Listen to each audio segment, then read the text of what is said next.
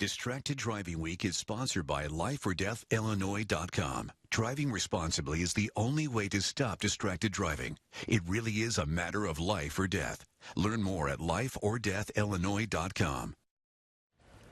Well, distracted driving has become a huge problem in Illinois and across the country as drivers are tempted by their cell phones to take their attention off the road. So the Illinois Department of Transportation is trying to crack down on this problem. WGN's Amy Rutledge is here now with more on this campaign that they've kicked off. Yeah, it's this week really that we're focusing on, but it's really the entire month of April. They're trying to get people just to stay focused on the roads and not other things in the car. It's a growing problem in Illinois and across the U.S. In 2017, nearly 3,200 lives were lost in distracted driving crashes. And it's not just cell phones, it's devices, it's eating, putting on makeup, playing with the radio, talking to passengers, anything which pulls your focus off the roads. This is Illinois Distracted Driving Awareness Week. Patrols will be up. You're going to see likely billboards, hear radio and TV campaigns, all of it in hopes of preventing what happened to this West Suburban Bolingbrook family. These are his favorite things, airplanes and the trains. He was, in Cheryl Miller's words, loud and exuberant. Adam Miller was born in July of 2003, the little boy who would make them a family. He had ocean blue eyes, as he liked to say. He loved trains. Yeah.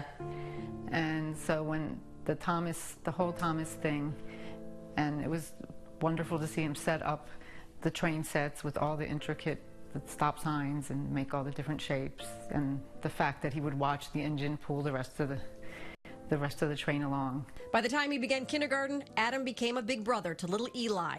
He fell in love with school and wanted to be a teacher. But this first report card would be the only one his parents would ever receive. My husband and Adam went on an errand just in the area. On November 15th, 2008, a flat tire left Adam and his dad on the side of Plainfield-Naperville Road. I get a phone call that I had to report to Edward, and I kept asking, is my son okay? Is my son okay? And the paramedic kept saying, just go to Edward Hospital. Just go to Edward Hospital. Adam was flown to Children's Memorial in Chicago while his dad was treated for minor injuries. Their family would never be the same. Adam was laying in a bed with machines. She came in and told me that he was brain dead. Adam Miller lost his life at 5 years old when another driver rear-ended their parked car going 55 miles an hour.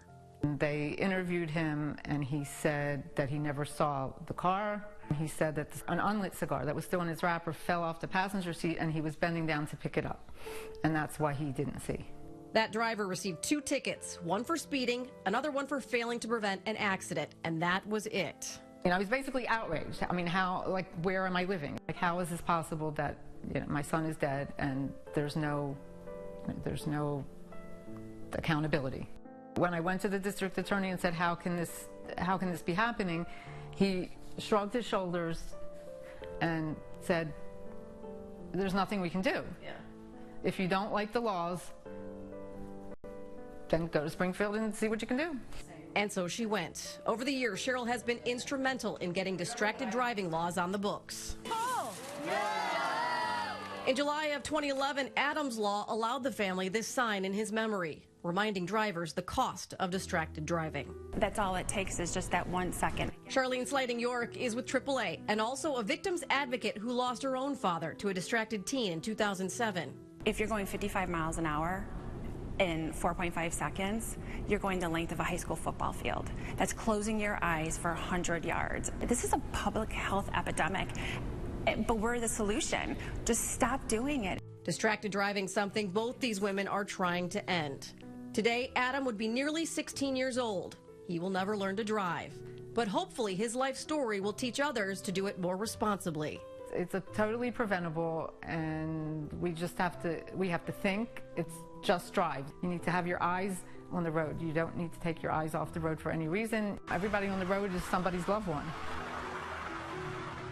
In July, a new law will take effect classifying texting while driving as a moving violation. Your driver's license could be suspended if you're caught doing so 3 times in 1 year.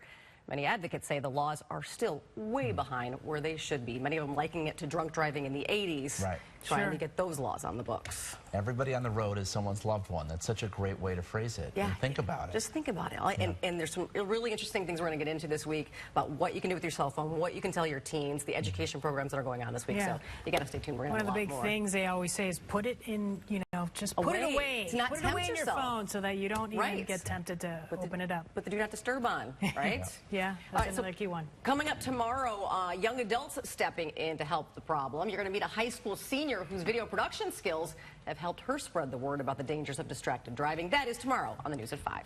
Okay, we'll look forward to it. Thanks.